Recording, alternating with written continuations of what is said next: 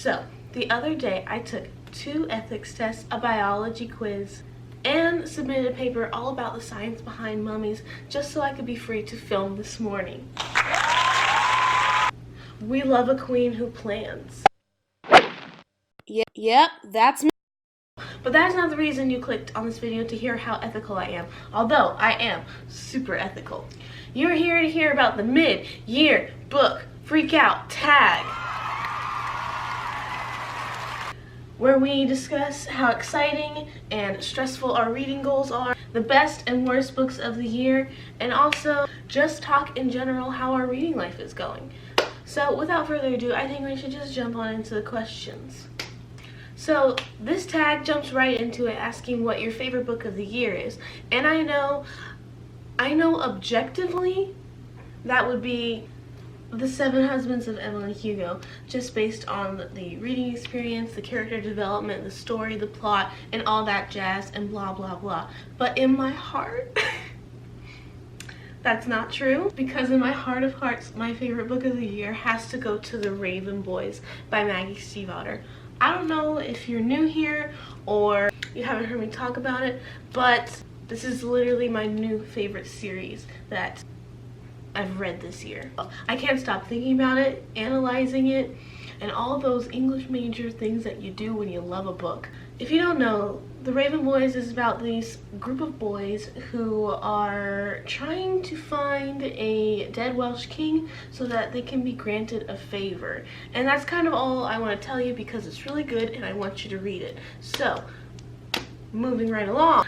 Question number 2 is the best sequel you've read. And upon consulting the Goodreads, I have found out I've only read 2 sequels. And I've kind of had problems with both, so I'll just talk about them both. They've been Defy Me and The Dream Thieves. So Defy Me, I actually literally finished last night because she's short. I don't know if you can see that, but we love a skinny legend. This is the 5th book in the Shatter Me series, and for me it very much fell under the middle book syndrome.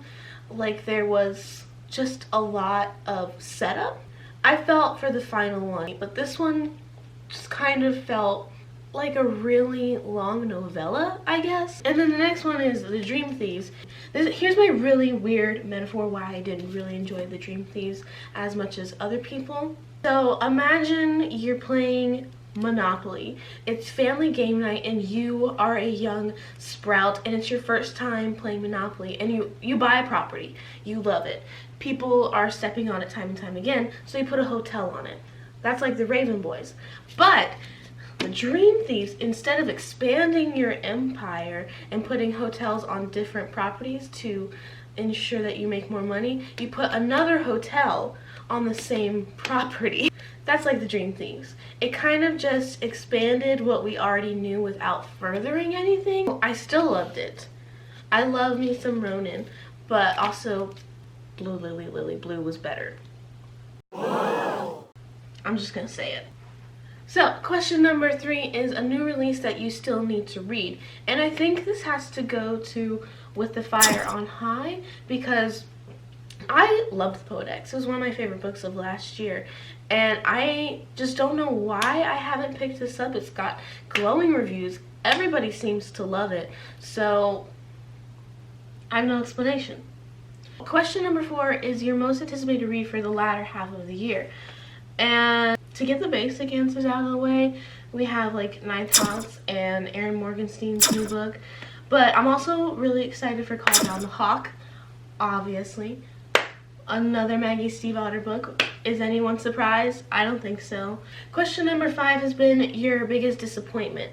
Honestly, I think that one has to go to Every Heart a Doorway. Mostly because I think the expectations were really high. With that one, I was expecting it to be a new favorite, to fall in love with the world. So it hurt a little more than, say, like, just Sadie or Our Dark Duet, because I wasn't expecting that much from these guys. So after I finished Every Heart a Doorway, I just felt in my heart this, like, massive disappointment because I was expecting to love it. Anywho, The next question is your biggest surprise. And I think that has to go to Imaginary Girls by Nova Suma. And the reason that it's the biggest surprise is because I've never heard anyone talk about this book. So it's basically about these two sisters in a small town. Ruby dares Chloe to swim across this lake, and underneath the lake is kind of this ghost town. And so when Chloe is finished swimming this massive lake, she is met with a dead body. Bum, bum, bum. So of course she needs time to recover and she leaves town, but on the way back she realizes nothing is as it seems.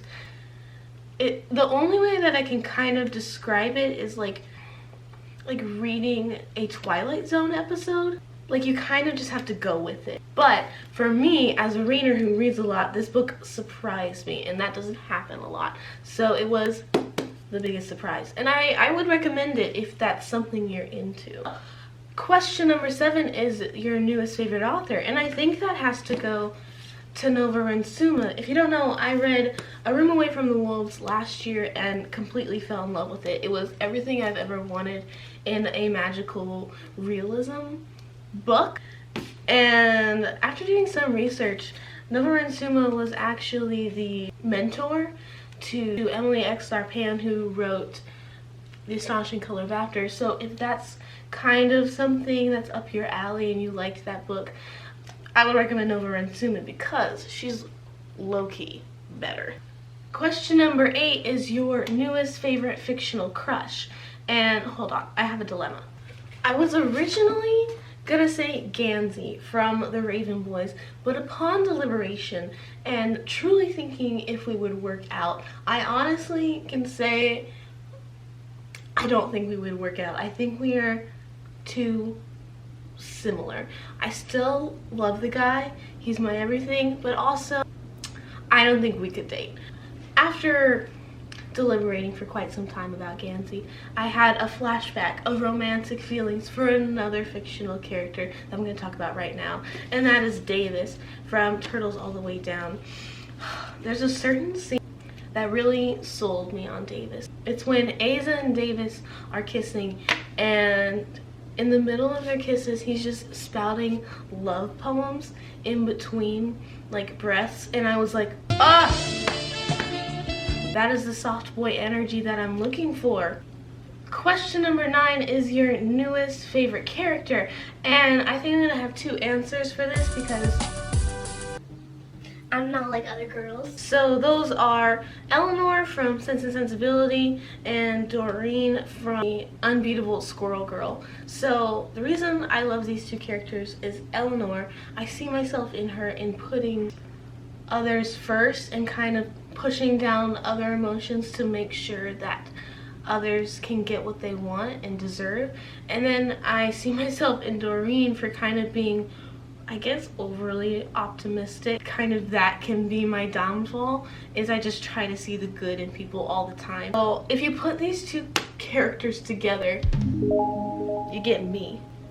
So question number 10 is a book that made you cry, and upon consulting the Goodreads, I think only one book has made me cry, and that is Blue Lily Lily Blue. I don't think I can tell you what made me cry without spoilers. Just know that I love these characters with all my heart, and one of them met someone they've been wanting to meet for a long time.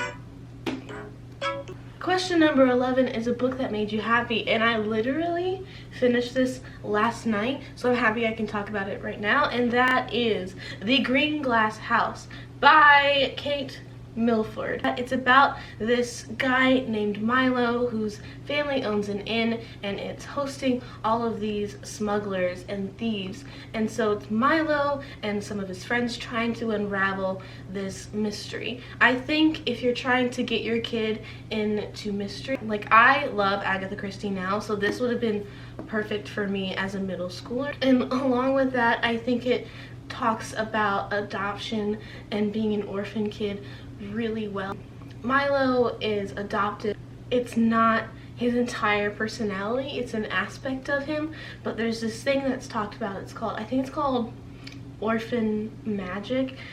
Something that's been released has more power, and so it's all about bringing positivity into being adopted, and I just found that to be super sweet and meaningful. I gave this 5 stars because I thoroughly enjoyed it, and every time I kept reading it I had a smile on my face, so it truly did make me happy. Question number 12 is the most beautiful book that you have bought this year, and that has to go to, I think, The Lovely War by Julie Berry. I just kind of love the simplicity of it, but you're able to tell it's a World War I story.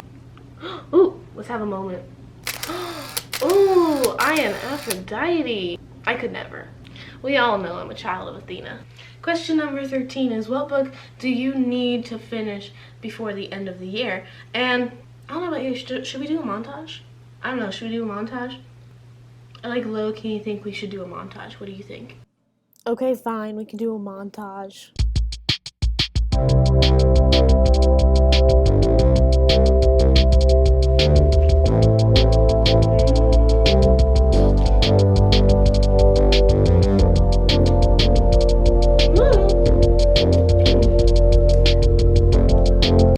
Shout out to you, Rhiannon. Ta-da! Isn't she pretty? She is beauty. She is grace. Listen. I know.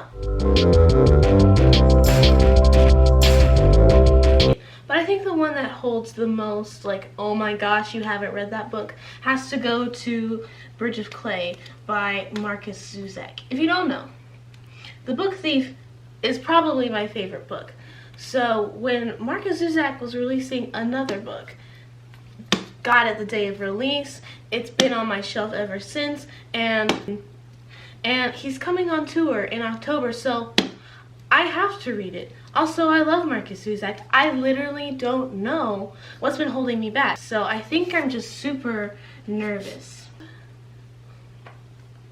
Pray for me. So that brings us to the end of this video, and thank you so much for watching. I hope you enjoyed it, and we'll see you next time. Keep reading and all that jazz.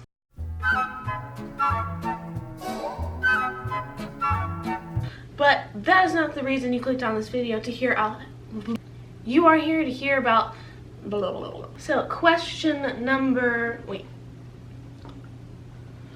Ah, dang it, it's gonna be one of those videos, huh? Whoa. Oh no, I forgot a book. Hold on.